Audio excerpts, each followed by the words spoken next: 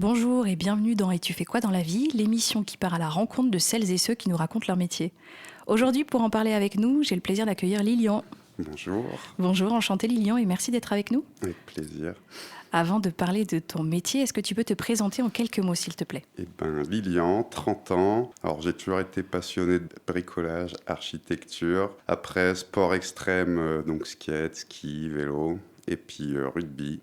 Voilà. Et Lilian, tu fais quoi dans la vie? Je suis tailleur de pierre. Donc, c'est assez fou comme métier, je trouve. C'est vrai que le métier de tailleur de pierre, c'est un des plus anciens du monde, je pense, C'est qui vrai. existe. Et quand on entend ce métier, on pense souvent savoir ce que c'est, mais finalement, est-ce que tu peux nous expliquer ce que c'est qu'être tailleur de pierre? Alors aujourd'hui, être tailleur de pierre, ça va être beaucoup des projets de rénovation, des ouvertures de fenêtres, des escaliers. Après, on peut être sur de la création type fontaine, pilier de portail, vasque de salle de bain, évier de cuisine, plan de travail. Tout est possible en pierre. Donc, en fait, on peut dire que c'est le travail de la matière pierre C'est ça. qui va prendre différentes formes, de la restauration ou de la création, et tu vas en faire différentes choses. C'est ça? Exactement, c'est bien résumé. Et d'ailleurs, est-ce que tailleur de pierre, c'est un terme générique ou est-ce qu'il existe plusieurs types de métiers et de spécialités autour de ce travail de la pierre? Alors oui, il existe plusieurs spécialités. On va avoir la sculpture, la gravure et la marbrerie, en plus la taille de pierre. Donc ça va tout passer par un cursus de taille de pierre en CAP obligatoire. Et après, on peut avoir des spécialisations sculpture, gravure ou marbrerie. On va dire, c'est ces quatre grands métiers-là, mais ça passe quand même tous par le cursus de tailleur de pierre. Et toi, tu as une spécialité? Non, après, j'ai pas passé de diplôme, mais on va dire que de moi-même, je suis allé chercher gravure, un peu de sculpture, mais voilà.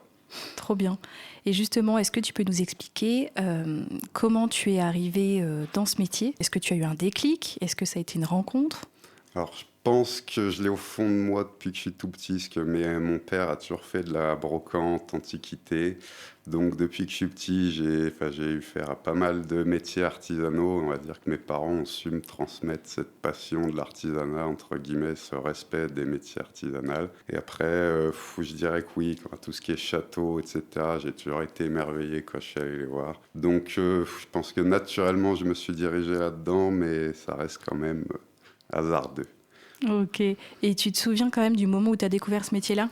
Alors, j'ai découvert ce métier quand je me suis inscrit pour le CAP, parce que je savais pas du tout à quoi m'attendre, et je pensais monter des murs en pierre, type pierre sèche, comme les murs en pierre dans le sud. Mais non, c'est tout autre chose, et donc j'ai à peu près découvert ce métier en m'inscrivant à l'école. Et maintenant, est-ce que tu peux nous expliquer à quoi ressemble une journée type pour toi? Tu passes plus de temps à l'atelier, sur des chantiers, tu dessines, comment ça marche? Alors, la plupart du temps, ça va être un atelier pour tout ce qui est fabrication. Moi, je fais pas énormément de pauses dans mon entreprise, mais on va dire qu'il y a des entreprises qui fabriquent et qui posent. Moi, principalement, je taille pour des maçons qui, eux, vont faire la pose. Mais donc, oui, moi, je passe la plupart du temps en atelier. On va commencer par le tracé pour avoir nos dimensions, etc. Et à partir de là, dans les blocs de pierre, on débite les blocs capables, donc c'est-à-dire les blocs qui peuvent contenir notre pièce. Et ensuite, c'est taille manuelle, électroportatif, meuleuse, etc. Mais oui, c'est finition à la main, quoi. D'accord, ok. Donc à chaque fois, si ça t'a un brief et tu définis selon ce qui est écrit, faut que tu fasses les bonnes choses. C'est ça, on va commencer, c'est ça. Dessin qui va nous donner des cotes, etc. Et à partir de là, on débite nos blocs aux dimensions voulues et on taille. Et tu vas pas sur le terrain. Alors, j'en fais un petit peu, mais c'est pas le plus gros de mon activité. Et quand tu dis que tu es tailleur de pierre, c'est quoi le plus gros cliché ou la plus grosse idée reçue qu'on a sur ton travail? Alors, on m'a déjà dit, mais tu fais quoi, du coup, des menhirs? Bah ouais. Voilà, c'est ça. Donc après, les gens n'ont pas conscience de ce qu'on peut encore faire en pierre et pas forcément conscience de ce qui est possible de faire avec la pierre. Donc je pense que on s'arrête au menhir, oui. Selon toi, quelles sont les qualités indispensables pour être un bon tailleur de pierre? Alors, les qualités indispensables, ça va être une représentation 3D, pardon, visualiser sa pièce et son projet dans l'espace. Ensuite, c'est une bonne compréhension de la géométrie, puisque tous nos tracés, toute pièce se réalise par des tracés géométriques. Et enfin, patience et rigueur, je dirais. Patience et rigueur. Chaque pierre, on va dire que ça dépend des projets, mais on peut passer des fois 4-5 jours sur la même pierre. Donc chaque geste doit être juste, sinon Qu'est-ce qui se passe d'ailleurs? on ébrèche ou on casse un bout de la pierre. Après, on a toujours des façons pour camoufler. Et ouais, comment vous faites? Faut tout refaire? Non, c'est maintenant, on a des colles qui permettent de recoller les morceaux cassés. Il y a des mortiers de ragréage qui permettent de reprendre certains manques sur la pierre. Voilà, mais bon, dans l'idéal, on évite de passer par les étapes de réparation, quoi. Et on imagine en effet qu'il faut de la précision, de la patience. Est-ce qu'il faut aussi une certaine sensibilité, tu crois? Ouais, je pense que oui, parce que chaque pierre qu'on va travailler est un peu différente. Il faut quand même assimiler la matière en elle-même. Elles ne réagissent pas toutes de la même façon. Donc oui, il faut une certaine sensibilité à la matière et je dirais oui. Est-ce qu'on peut revenir juste un peu sur ton cursus? Oui. C'est quoi exactement? Il y a un cursus précis ou il y en a plusieurs pour en arriver là? Alors, il y en a plusieurs. Moi, je suis passé par un bac général littéraire. Ensuite, je suis revenu à un CAP. On m'avait proposé un CAP en un an, vu que j'avais déjà un bac général. Mais mon patron de l'époque avait insisté pour que je fasse un CAP en 2 ans. Je le regrette pas. Et ensuite, BP, métier de la pierre en 2 ans encore. Et après, on peut partir sur des spécialisations type gravure, sculpture, où il y a encore d'autres diplômes. Après, ça va plus être dans vraiment des tracés techniques, plus vraiment de la taille de pierre. C'est plus tout ce qui est tracé.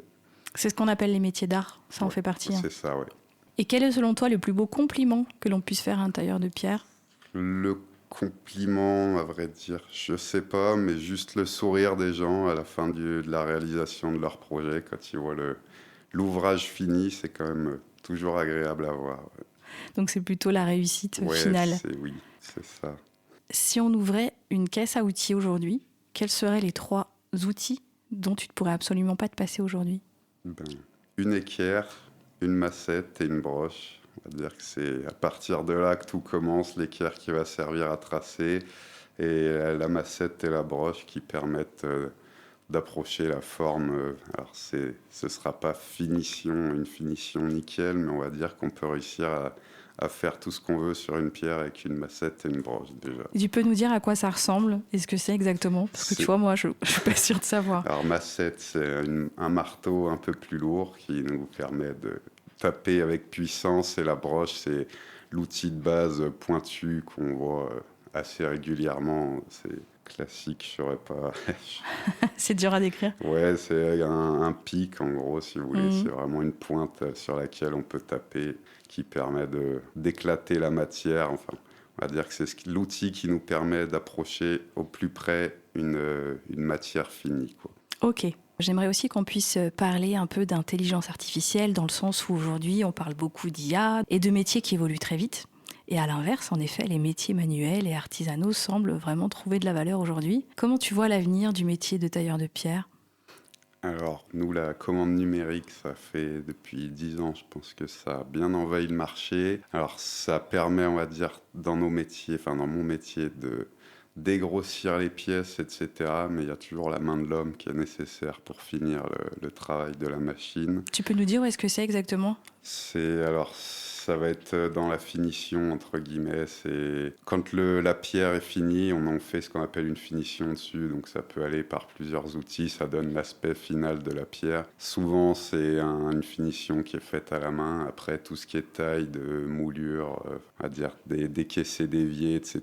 Tout ça, ça reste la main de l'homme qui le fait, ou aidé par une machine, mais c'est pas encore une machine seule qui le gère. Je pense que ça va arriver dans les années à venir. Mais oui, on va dire que ça commence à envahir le marché, mais il y aura toujours la main de l'homme qui sera nécessaire. Ouais, aujourd'hui, il y a des machines, c'est ça, qui taillent de la pierre, mais il n'y a jamais de précision, ou du moins de...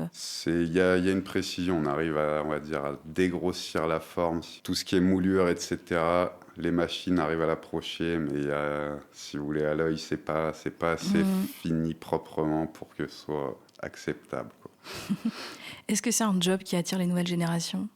Je pense que oui. J'ai pas mal de... Moi, j'ai déjà 2 jeunes qui m'ont demandé pour des apprentissages ou des stages. Après, je pense que la méconnaissance du métier fait qu'on n'a pas beaucoup de jeunes qui se dirigent là-dedans, mais c'est plus par une méconnaissance que vraiment par le métier en lui-même, je pense. Et c'est un métier, c'est un savoir-faire justement qui est facile à transmettre. Oui, si, enfin, c'est comme tout, hein. Si on a envie de transmettre, voilà, et c'est pareil, si la personne est réceptive en face, qu'elle a envie d'apprendre, il n'y aura pas de souci. Après, oui, c'est des gestes. Mon premier patron m'a dit que le geste parfait arrivait au bout de 10 ans de métier. Donc, Ah ouais. ça, Toi, tu les as passés les 10 ans là. ouais, c'est Et ça. t'en penses quoi? Eh ben, ça s'apprend, hein, avec rigueur et patience, comme on disait tout à l'heure, on y arrive.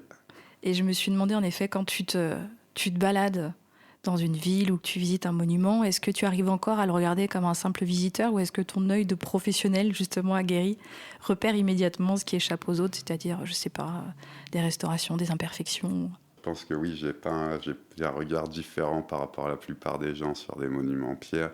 Oui, ça c'est souvent que je me balade avec ma chérie, que je lui montre, ah t'as vu, ils ont réparé là, machin. C'est en effet, pour moi c'est des évidences, ça saute aux yeux, et je pense que pour la plupart des gens c'est pas le cas. Mais oui, ça apporte Sur tout forcément. type de monument historique, Oui, grosso modo. oui, on voit les restaurations, on voit où est-ce que ça a été repris, les agrandissements, enfin oui, pour nous c'est une évidence. Oui. Et quel est le chantier ou la réalisation dont tu es le plus fier? Alors, c'était il y a 2 ans quand je me suis installé à mon compte. J'ai été démarché par la Fondation du patrimoine pour refaire un puits style Renaissance à Amplepuis, le puits de Rébé, enfin dans le château de Rébé. Donc c'est un joli puits Renaissance que j'ai entièrement refait à neuf, reposé. C'est ma plus belle réalisation en tant que tailleur de pierre. Est-ce qu'il y a un moment où tu t'es dit que tu aimais vraiment ton métier? Ouais, c'est typiquement quand je suis allé à Guédelon avec mon école quand on était en BP et on a eu le droit de visiter tous les lieux un peu interdits au public. Et là, on se sent un peu privilégié de pouvoir. Tu peux nous préciser où c'est et ce que c'est? C'est Guédelon, le chantier médiéval. C'est un château médiéval qui est refait avec les méthodes traditionnelles de l'époque dans le Morvan. Voilà. Qui est assez exceptionnel. Ouais. Quand oui, tu oui. es tailleur de pierre, c'est assez fou. Oui, là, on revient aux bases du métier, tout à la main, pas de meuleuse. Donc ouais, c'est assez impressionnant de voir faire ça, sachant que quand on parle de rentabilité, On n'y était pas à l'époque, c'est ça. c'est ça. Et quand tu travailles une pierre, c'est vrai qu'en sachant qu'elle sera peut-être encore là dans plusieurs centaines d'années, est-ce que ça apporte une dimension différente à ton travail? Ça change ton rapport au travail? Ouais, oui, partout. Enfin, je commence à voir des réalisations que j'ai fait un peu partout quand je passe en voiture ou quoi. C'est certaine satisfaction de se dire que je serai peut-être plus là, mais qu'elle sera encore là. Donc il y a une saveur particulière quand même, Ouais. au fait de laisser une trace aussi durable. Oui, c'est ça. Laisser sa trace, c'est le terme. Oui. Et est-ce que si c'était à refaire, tu choisirais encore ce métier? Ouais, sans aucun doute. J'ai trouvé ma voie là. Je me fais plaisir tous les jours. T'es heureux de te lever et d'aller bosser. Exactement. Ce qui n'est pas le cas de tout le monde. Exactement. Et si un jeune nous écoute aujourd'hui et qui se dit pourquoi pas moi, quel conseil tu pourrais lui donner? Je lui conseillerais de toujours chercher plus, de ne pas s'arrêter à ce qu'on apprend à l'école, de ne pas s'arrêter au simple CAP, parce que c'est un métier qui est vieux de 2500 ans, 3000 ans d'histoire. C'est pas en 2 ans de formation qu'on en apprend toutes les ficelles. Donc je lui conseillerais de chercher par lui-même, à toujours en apprendre plus, de ne pas hésiter à faire plusieurs régions. Parce qu'en fonction des régions, les matériaux ne sont pas les mêmes, les techniques de travail sont différentes. Donc ouais, d'être curieux de son métier et de ne pas hésiter. Ah ça c'est intéressant, ça veut dire que selon où tu es en France ou même à l'étranger, ça n'a rien à voir en termes d'approche? Oui, carrément. Là, les pierres sont forcément différentes. Ouais. Déjà, chez nous, on passe Bretagne, on est sur des granites, donc c'est des pierres très très dures. Après, on descend dans le sud, c'est des pierres un peu plus tendres, ça se taille limite à la main. Enfin, on va dire qu'avec des outils acier classiques, on peut réussir à les travailler avec une lime. Déjà, rien que nous en France, on a une géologie incroyable en pierre.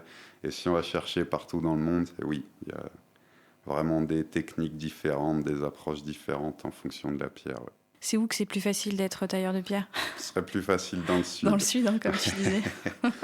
Je te propose de continuer avec un petit portrait chinois. Chaque fois, je vais te proposer de dire « et si ton métier était ?» et de continuer ma phrase. Si ton métier était un monument. Je Je dirais Notre-Dame de Paris chez nous. Alors c'est vrai que ça a remis en relief votre métier. Exactement. Ouais. Ça a vraiment été... on a reparlé de vous aussi à ce moment-là. Hein. C'est ça, oui, on a vraiment reparlé. Enfin, même tout ce qui est charpente, etc. Ouais. Oui, ça a permis aux gens de redécouvrir quelque chose qui n'était pas forcément acquis de tous, entre guillemets.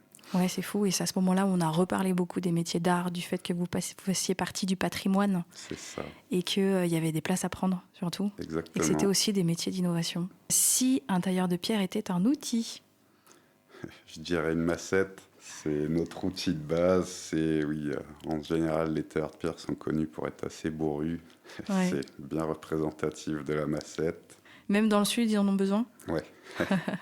Si un tailleur de pierre était un film, je dirais Le Seigneur des Anneaux, peut-être, qui pour moi est une exception du cinéma.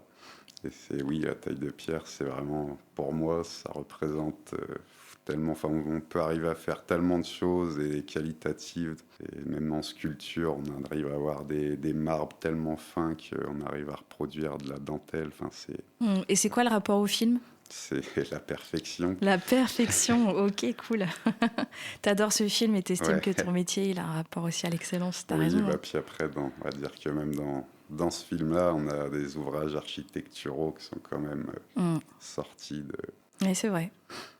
Et si un tailleur de pierre était une couleur ? Alors, localement, je dirais un peu les ocres des pierres dorées. Mais après, chaque région a, on va dire, sa couleur de pierre bien définie. Donc, pour nous, on va rester sur les pierres dorées, quoi. Et si enfin un tailleur de pierre était un bruit ? Je peux vous le faire écouter. Ah oui, avec plaisir. Le fameux. Voilà, donc ça c'est la massette sur l'outil. La massette sur, comment s'appelle déjà le pic ? La broche. Sur la broche. Et c'est vrai que c'est vraiment ça, ce bruit ancestral. Moi je me revois là au CFA, on était 15 dans la même classe où il y a ce bruit qui est en continu. C'est vraiment représentatif pour moi. Du métier. C'est ça. Et en plus, t'en es pas saoulé et t'es encore content de bosser. Donc ça, c'est merveilleux. Exactement. Merci beaucoup Lilian pour ce chouette échange. C'était vraiment intéressant. Merci à toi. Et merci à tous pour votre écoute et à très vite pour une nouvelle découverte métier.